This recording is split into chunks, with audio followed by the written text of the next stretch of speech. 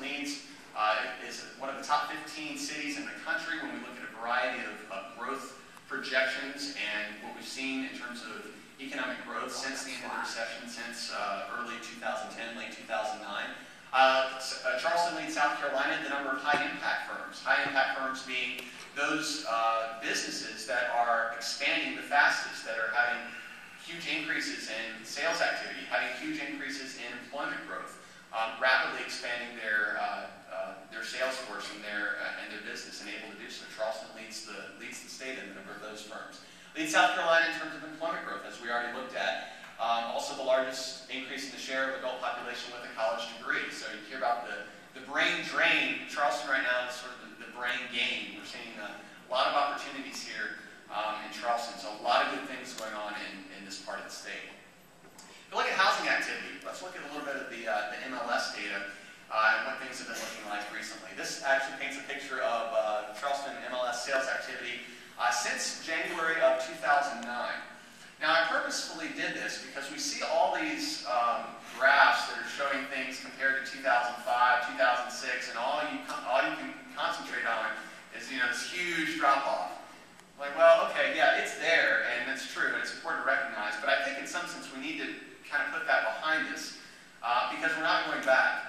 And that housing boom was very positive for everybody in the housing industry, but I don't think that's a realistic expectation going forward. We're going to see improvements, and we're going to see a return to the fundamentals, but we're not going to see that level. So let's start at January 2009, which is roughly where we saw within a couple of months, depending on where you look. We saw the bottom of the housing market in South Carolina. And what does MLS sales activity show us since January 2009? Well, it looks to me like it's slightly improving. Not a whole lot, but it's either flat or maybe slightly improving. If we plot a trend line on there, we can actually see that there's a positive slope there. So we've actually seen some growth both in 2010 and 2011. 3.7% growth, 2010 numbers over 2009, then about 2.9% in 2011 versus sales activity in 2010. And I actually did a projection using some MLS figures of what I think we're likely to see in 2012. So you can see the picture. The blue represents historical data there. Green represents future data in 2012. At the time, I didn't have all the data for January, so this includes January 2012 as a forecast period, not as historical data. But I think we're going to see an additional about 2.7% improvement in Charleston sales activity in terms of MLS sales activity in 2012. And I think there's evidence that there's going to be continuing improvement in the market, which is positive for the housing industry.